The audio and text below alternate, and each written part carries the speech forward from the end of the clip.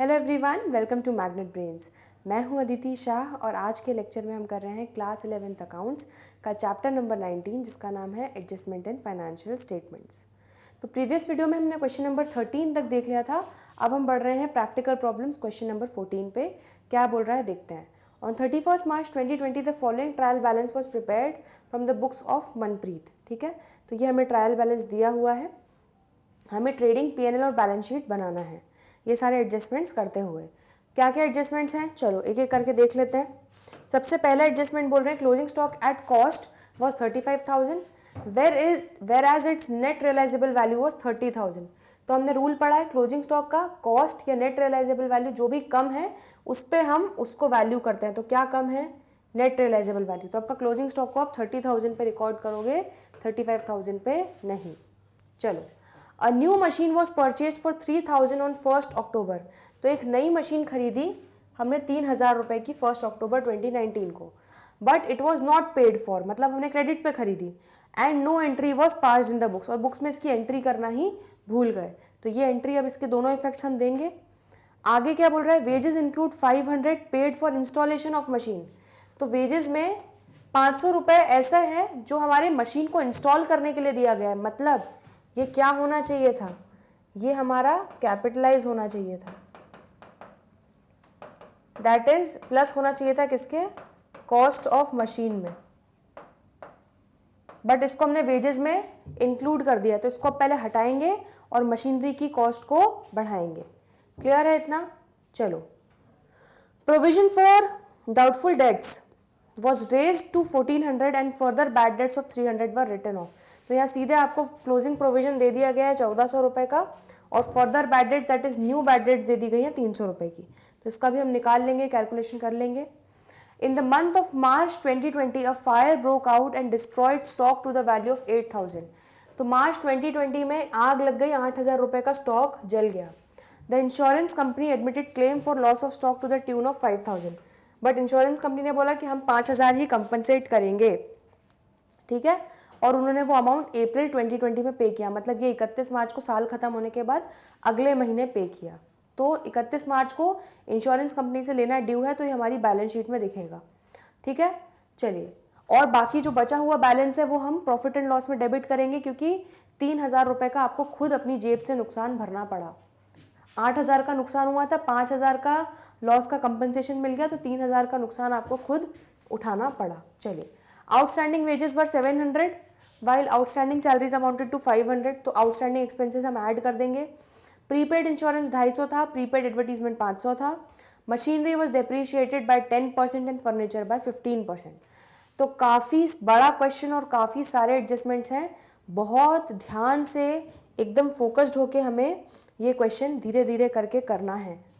ठीक है, बिल्कुल अच्छे से ध्यान से आप सोच समझ के करोगे तो आपको कोई दिक्कत नहीं आएगी। ये हो गया हमारा ट्रेडिंग अकाउंट। फटाफट फॉर्मेट बना लो बच्चों।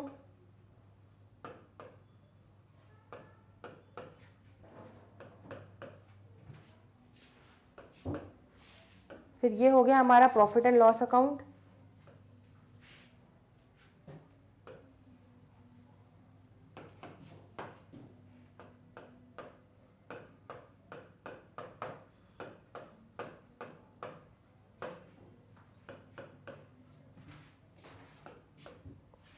और अब हम बना लेते हैं बैलेंस शीट।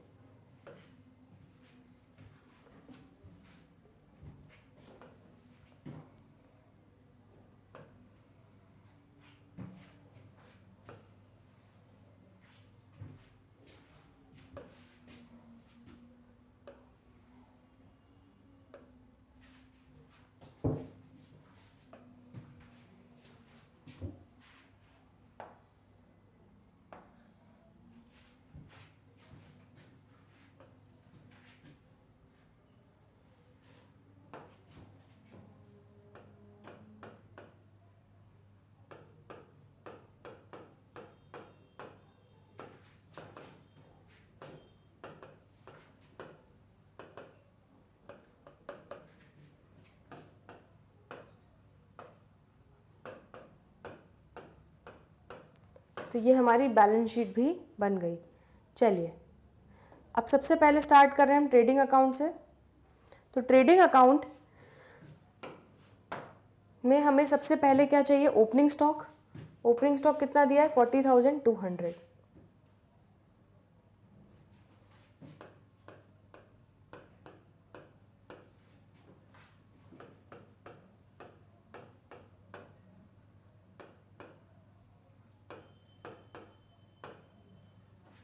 चलिए ये हो गया।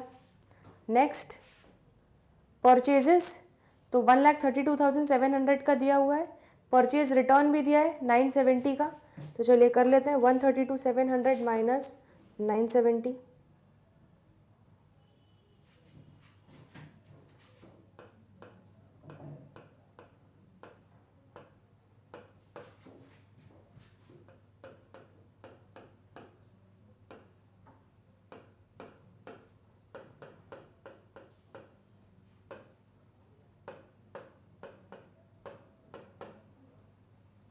ठीक है, यहीं से आपको एक चीज़ और याद आ जानी चाहिए, क्या कि हमारा स्टॉक जल गया था कितना, 8,000 रुपये का। तो इतने से आपका परचेजेस भी रिड्यूस होगा। तो एक इफेक्ट तो ये हो जाएगा, 8,000 का इफेक्ट दोगे आप सीधे, स्टॉक को कम करोगे तो परचेजेस में से माइनस करोगे, तो minus loss of stock by fire कितना, 8,000। तो अब आपकी कितनी परचेजेस बची हुई हैं देख लेते हैं। 1,32,700 माइनस 970 माइनस 8,000, 123,730। ये आपकी परचेजेस हो गई। चलिए अब देख लेते हैं हमारा क्या क्या चीज़ें अभी ट्रेडिंग अकाउंट में आएंगी। तो वेजेस आएंगी बच्चों 31,250।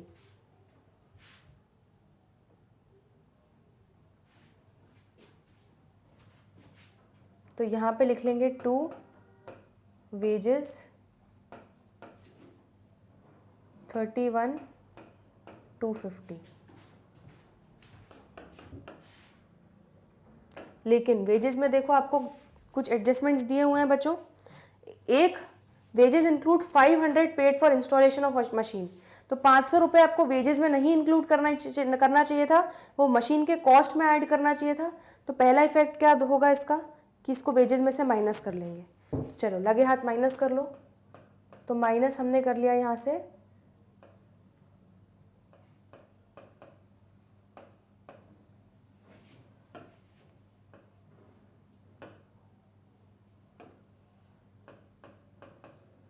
Amount paid for installation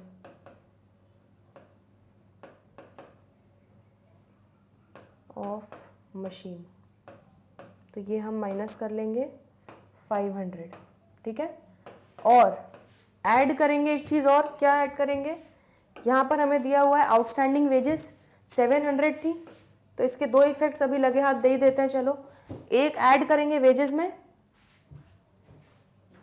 plus outstanding wages 700। ठीक है, और इसका दूसरा इफेक्ट क्या हो जाएगा हमारा बैलेंस शीट में, आउटस्टैंडिंग एक्सपेंसेस में वेजेस 700। तो इसके दोनों इफेक्ट दे दिए हमने। ठीक है, चलो अब वेजेस निकाल लो। तो 31,250 में से माइनस किया 500, जो हमारा मशीन के इंस्टॉलेशन के लिए दिया था वो हम माइनस करेंगे, प्लस करेंगे 700 आउटस्टैंडिंग वेजेस। तो टोटल हमारी वेजेस कितनी हो गई 31,450 की। ठीक है, तो ये आपका वेजेस से रिलेटेड एडजस्टमेंट भी हो गया। चलिए और देख लेते हैं और क्या आएगा हमारा। कैरेज इनवर्ड्स आ जाएगा 3,400।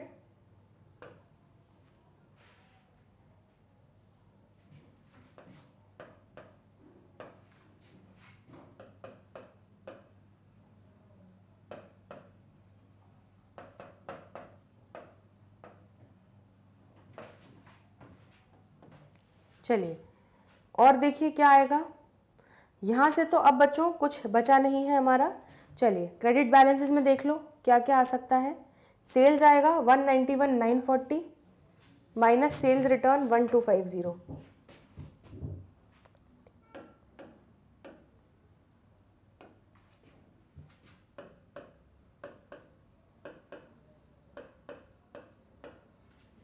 तो यहाँ पे लिख लेंगे हम by sales minus sales return.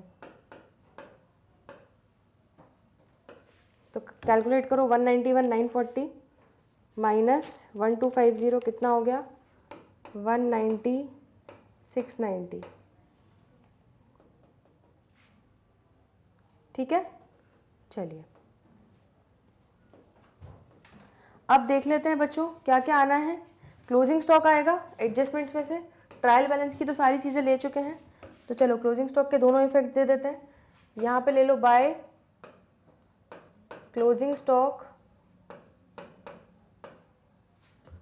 30,000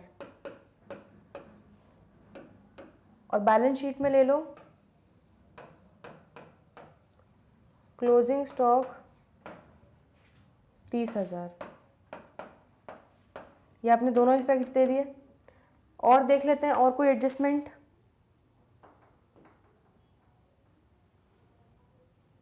सारे एडजस्टमेंट्स कर चुके हैं बच्चों। चलिए तो अब ट्रेडिंग अकाउंट को कंक्लूड करने का टाइम आ चुका है। टोटल करते हैं हम। क्रेडिट साइड का कितना आ रहा है 190,690 प्लस 30,000 कितना हो गया 2,20,690। उसमें से डेबिट माइनस करो 40,200 माइनस 123,730 माइनस 31,450 माइनस 3,400। तो कितना आ गया 21,910। चेक कर लेते हैं आंसर एक बार। बिल्कुल परफेक्ट आया है बच्चों 21,910। तो यहाँ पे लिख लो 2 gross profit carried down.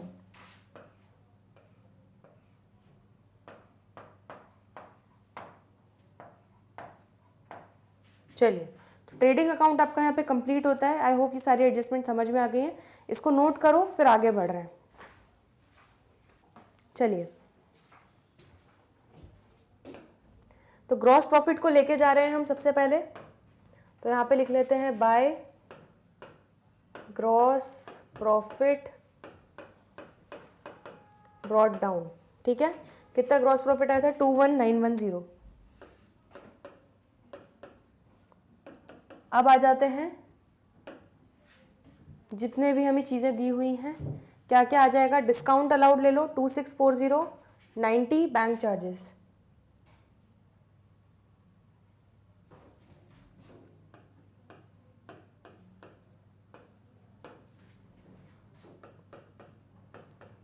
To discount allowed 2 bank charges.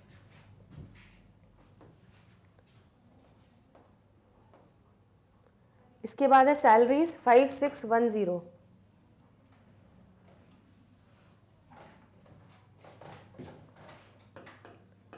To salaries 5610 plus हमारी आउटस्टैंडिंग सैलरीज भी दी हुई है बच्चों। याद है एडजस्टमेंट्स में कितनी दी हैं देख लेते हैं 500। ठीक है। तो इसके भी दोनों इफेक्ट्स देते हैं तो ये एडजस्टमेंट हमारा पूरा कंप्लीट हो जाएगा। तो 500 यहाँ ऐड कर देंगे हम। ठीक है। टोटल कर लेते हैं 5610 प्लस 500 कितना हो गया 6110। ठीक है। और यहाँ पे लिख लेंगे सैलरीज 500। ठीक है। ये हो जाएगा आपका कितना 1200 आउटस्टैंडिंग एक्सपेंसेस टोटल। चलो इसके बाद हम बढ़ रहे हैं आगे। डेबिट बैलेंसेस में और देखो क्या आएगा, तो बैड डेट्स है, बैड डेट्स दिया हुआ है, इंश्योरेंस दिया हुआ है, रेंट। तो सबसे पहले एक काम करते हैं, बैड डेट्स वाला एडजस्टमेंट कर लेते हैं, 1000,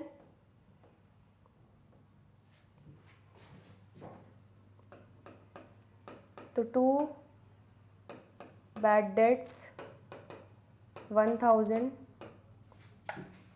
और क्या दिया हुआ है देख लेते हैं एक बार।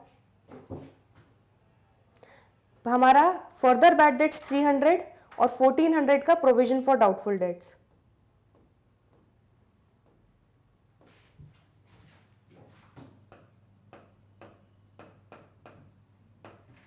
तो यहाँ पे प्लस न्यू बैड डेट्स या फर्दर बैड डेट्स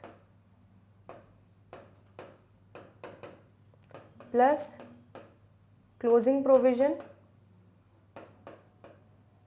ठीक है। ओपनिंग प्रोविजन कुछ दिया है क्या देख लेते हैं एक बार।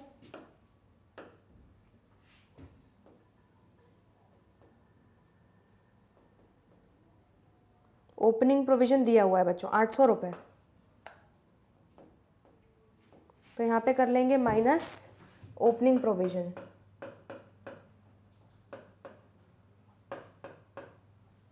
₹800। तो चलिए कैलकुलेट कर लेते हैं, 1000 प्लस 300 प्लस 1400 माइनस 800 कितना हो गया 1900। तो ये आपका बैड डेट्स का हो गया। बट ये अभी बच्चों सिर्फ एक इफेक्ट हुआ है, ठीक है। इसका दूसरा इफेक्ट भी देंगे हम, इनको इन दोनों को डेटर्स से माइनस करके बैलेंस शीट में दिखाएंगे। तो चलो डेटर्स कितना है हमारे 43,800,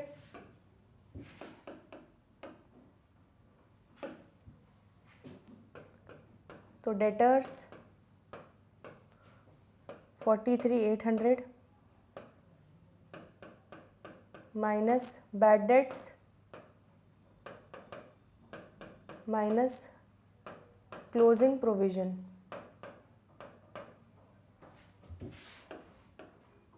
ठीक है। तो बैड डेट्स कितनी थी हमारी 300 और ये 1400।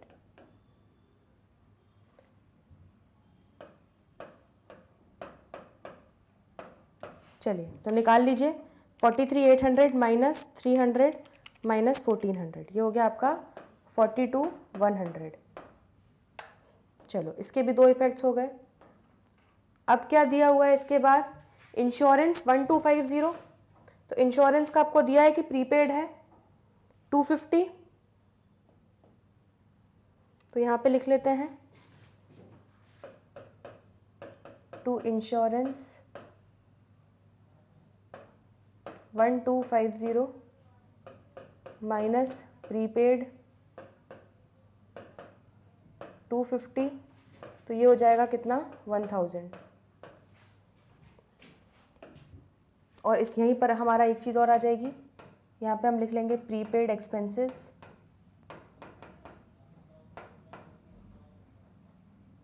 तो एक है हमारा इंश्योरेंस कितना 250। चलिए नेक्स्ट, तो हमने इंश्योरेंस के अपने प्रीपेड इंश्योरेंस के दोनों इफेक्ट्स दे दिए। अब प्रीपेड एडवर्टीजमेंट है, रेंट वगैरह से रिलेटेड तो कुछ भी नहीं है हमारा, ठीक है। चलिए तो रेंट कितना है 2450, तो 2450 हमारा है टू रेंट, उसके बाद आएगा हमारा टू एडवर्टीजमेंट, और उसमें भी प्रीपेड एडवर्टीजमेंट है, ठीक है। एडवर्टीजमेंट कितना दिया हुआ है हमें 3500 का एडवर्टीजमेंट का खर्चा हुआ है, उसमें से हमारा प्रीपेड कितना है 500, ठीक है। तो इसके भी दोनों इफेक्ट्स दे देंगे तो ये एडजस्टमेंट हो जाएगा। चलिए लिख लेते हैं 3500 का एडवर्टीजमेंट, उसमें से 500 हमारा प्रीपेड है, अगले साल से रिलेटेड है, तो इस साल का कितना आ गया 3000, ठीक है। और यहाँ पे दूसरा इफेक्ट कहाँ आ जाएगा बैलेंस शीट में, यहाँ प्रीपेड एक्सपेंसेस में लिख लोगे आप एडवर्टीजमेंट कितना 500, तो टोटल कितना आ गया ये आपका 750। चलिए तो ये भी हो गया। नेक्स्ट अब देख लेते हैं क्रेडिट साइड में क्या क्या है। डिस्काउंट रिसीव्ड लिख लेते हैं 2000,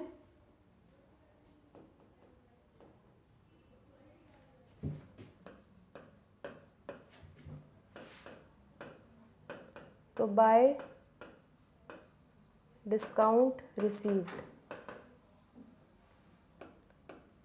चलिए अब एक चीज़ और देख लेते हैं, क्या देखना है हमें, हमारे अब एडजस्टमेंट्स में क्या क्या चीज़ें बची हैं। तो एक तो मशीन से रिलेटेड एडजस्टमेंट बचा हुआ है हमारा, ठीक है, उसमें ये चीज़ भी हम इंक्लूड करेंगे। दूसरा यहाँ पर 8000 का स्टॉक हमारा क्या हुआ है, 8000 रुपये का हमारे गुड्स जल गए, तो गुड्स जो जले उसको हमने परचेजेज में से माइनस कर लिए, एक इफेक्ट हो गया। दूसरा इफेक्ट क्या होगा, 8000 का 5000 रुपये इंश्योरेंस कंपनी से लेना है, तो बैलेंस शीट में दिखा दो, यहाँ पे दिखा दो, इंश्योरेंस कंपनी क्लेम कितना लेना है हमें, 5000 ड्यू है, ठीक है, और 3000 रुपये हमें नहीं दिए इंश्योरेंस ने, तो वो हमें भुगतना पड़े, तो यहाँ पे लिख लो to loss of stock by fire, तो यहाँ पे हम लिख लेंगे 3000, ठीक है। तो ये इसका पूरा एडजस्टमेंट हम लोगों ने बच्चों कर लिया, ये वाला भी कर लिया, ये वाला भी कर लिया। अब हमारा डेप्रीसिएशन मेजरली बचा हुआ है, ठीक है, और देखते हैं कुछ बचा है क्या डेप्रीसिएशन के अलावा, नहीं, ठीक है। चलिए तो डेप्रीसिएशन निकाल लेते हैं अब।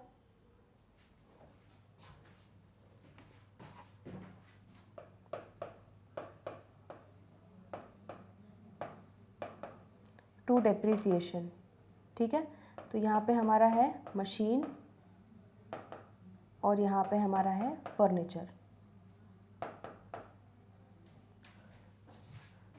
चलिए सबसे पहले तो फर्नीचर निकाल लेते हैं, सबसे आसान है क्योंकि वो भी फर्नीचर पे कितना लगाना है 15%, तो फर्नीचर को देखते हैं 3400 पे 15%, तो 3400 पे लगा लो 15%, कितना आ गया 510।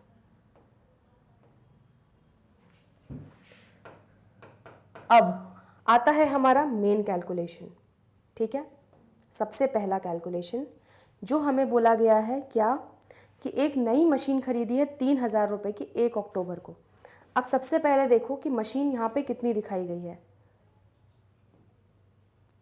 14600 की मशीन दिखाई गई है, ठीक है। अब ध्यान से ज़रा हम कैलकुलेशंस करते हैं, तो 14600 की जो मशीन है, ठीक है, उस पे तो पूरा 10% का डेप्रीसिएशन लग जाएगा पूरे साल का, कितना हो गया 1460, ठीक है। फिर हमने जो नई मशीनरी खरीदी 3000 की 1 अक्टूबर को, और उस पर 500 रुपये इंस्टॉलेशन का भी दिया, ध्यान से, तो यहाँ पर टोटल डेप्रीसिएशन जो लगेगा वो 3000 प्लस 500 पे लगेगा, ठीक है, 3000 प्लस 500, तो आपकी मशीन का, न्यू मशीन का कॉस्ट कितना होना चाहिए था, इसका आप दूसरा इफेक्ट देने जा रहे हो आप बेसिकली, ठीक है। तो इसको अब हम 3500 की मशीन मानेंगे, क्यों, क्योंकि यहाँ पे आपने वेजेस में से माइनस कर दिया 500, और दूसरा इफेक्ट क्या दिया कि जो नई मशीन ली है 3000 की, उसमें आपने 500 ऐड कर दिया, वो आपके कॉस्ट में ऐड होगा, क्योंकि मशीन को रेडी टू यूज़ कंडीशन में लाने के लिए हमने ये खर्चा किया है। तो 3500 पे 10% तो लगा लो, लेकिन हमने कब खरीदी, अक्टूबर में, और अक्टूबर में ये इंस्टॉलेशन चार्जेस भी किए होंगे उसके साथ ही मान लेते हैं, ठीक है। तो अक्टूबर, नवंबर, दिसंबर, जैन, फेब, मार्च, 6 महीने का डेप्रीसिएशन लगेगा, तो इंटू 6/12 कितना हो गया 3500 इंटू 10% इंटू 6/12, तो ये हो गया 175। तो आपका टोटल डेप्रीसिएशन कितना आ गया 175 प्लस 1460 1635, ये आपका मशीनरी का डेप्रीसिएशन आ गया।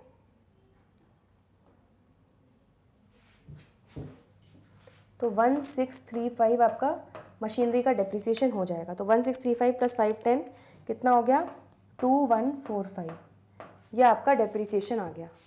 क्लियर है इतना, ठीक है, आ रहा है समझ में। अब ध्यान से, अब इसका हम इफेक्ट देने जा रहे हैं कहाँ पर, बैलेंस शीट में, तो यहाँ पे लिख लेते हैं बैलेंस शीट में मशीनरी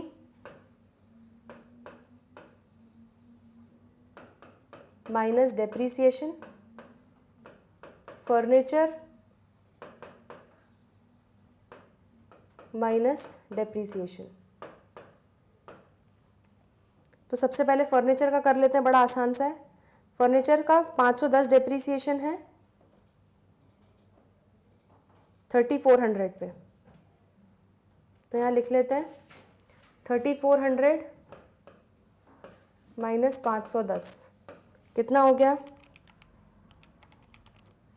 2890।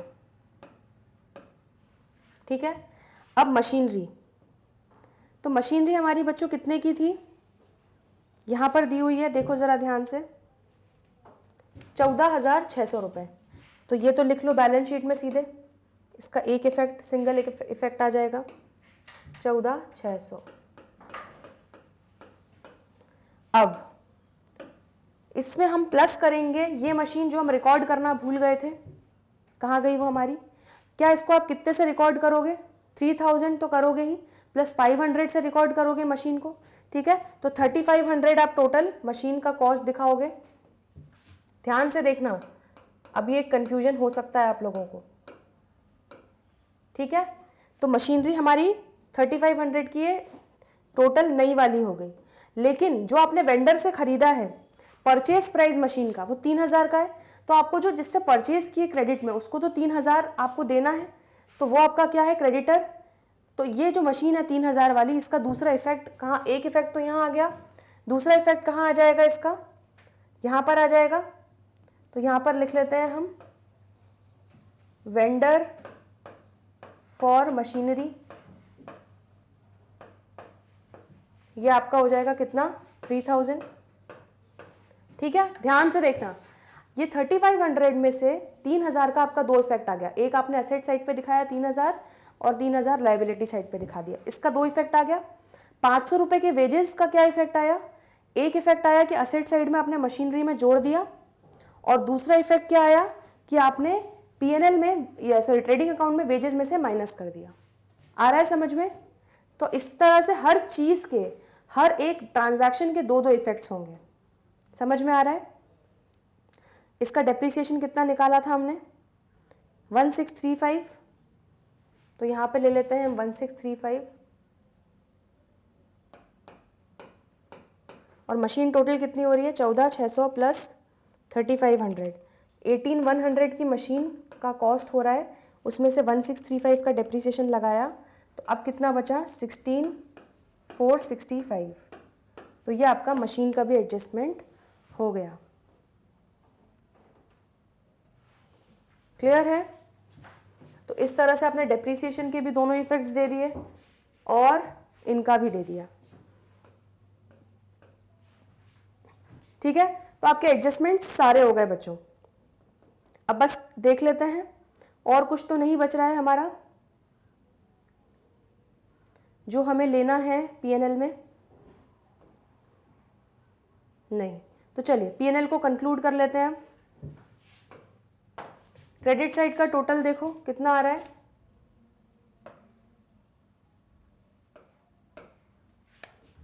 $21,910 प्लस 2000, यह आपका आ गया 23,910।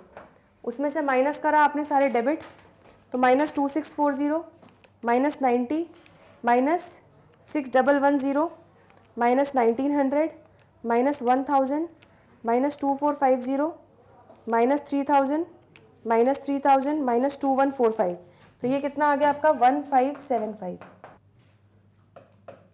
तो ये आपका आ जाएगा to net profit transferred to capital account.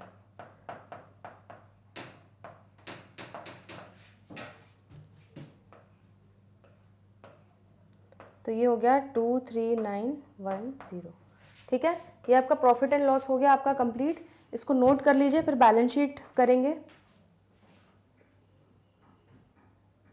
चलिए, तो अब बच्चों आ जाते हैं बैलेंस शीट पे। हमारा पीएनएल भी हो गया, यहाँ पर आ जाते हैं कैपिटल अकाउंट।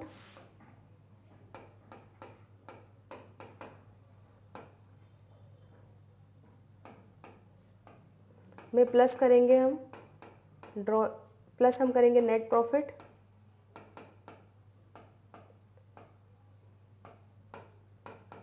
और माइनस करेंगे ड्राइंग्स।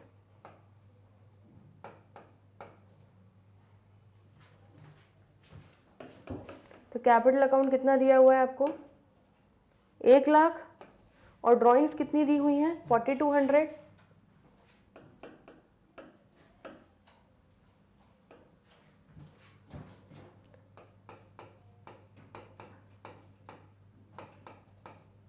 और हमारा नेट प्रॉफिट कितना आ रहा है? 1575।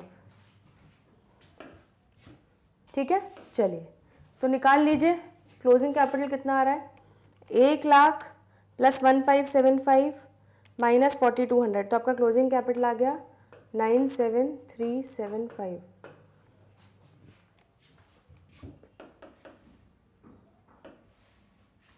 ठीक है, अब देखो और क्या क्या बचा है। बैंक लोन 10,000 और 450 क्रेडिटर्स।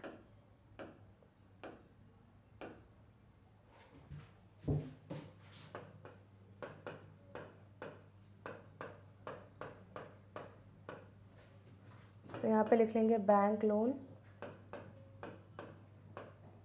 और ये हो गया हमारा क्रेडिटर्स। ठीक है, चलिए तो ये आपने पूरा लाइबिलिटी साइड कंप्लीट कर लिया। अब असेट साइड लिख लेते हैं। 21,700 बिल्डिंग,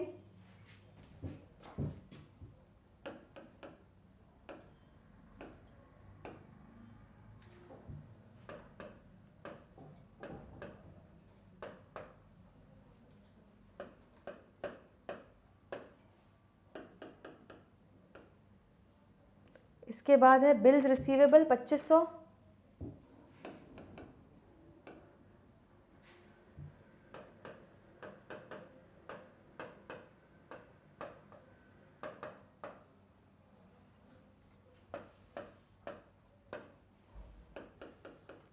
नेक्स्ट है और क्या बचा है हमारा? 2470 कैश एट बैंक और 150 कैश इन हैंड।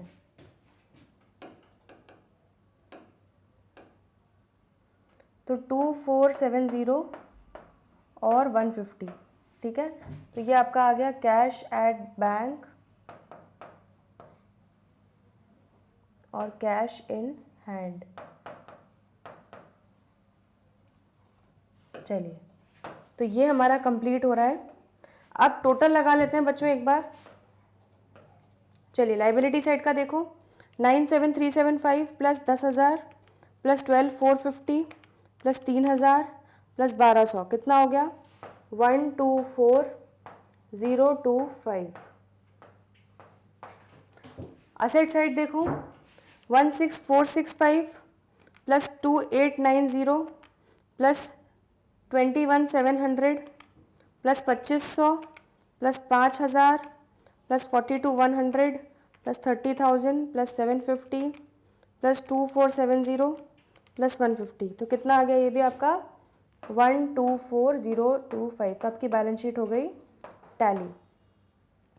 क्लियर है इतना? ठीक है, चलो इसको नोट करो। चलिए तो ये आप लोगों ने देख लिया क्वेश्चन नंबर 14। आई होप अच्छे से समझ में आया हो। कोई भी दिक्कत हो तो कमेंट सेक्शन में लिख दीजिएगा। आपको एक चीज़ बताना है, बस आपका बुक से आंसर मैच नहीं करेगा, क्योंकि मुझे ये फील हो रहा है कि इन लोगों ने वेजेस जो हमने ऐड किया है 500 कॉस्ट में, इन्होंने इसको सीधे मशीनरी में ऐड कर दिया, इस पर डेप्रीसिएशन नहीं निकाला है। लेकिन हमने क्योंकि डेप्रीसिएशन के कॉन्सेप्ट में सीखा है कि जो भी total ready to use condition के सारे खर्चे हुए हैं वो सारे ऐड करके जो कॉस्ट निकलता है उस पर डेप्रीसिएशन लगाया जाता है। तो हमने जहाँ तक जो चीज़ें की हैं वो बिल्कुल मेरे अकॉर्डिंगली एकदम सही की हैं, परफेक्ट की हैं। ठीक है, और हमारी बैलेंस शीट भी टैली हो रही है।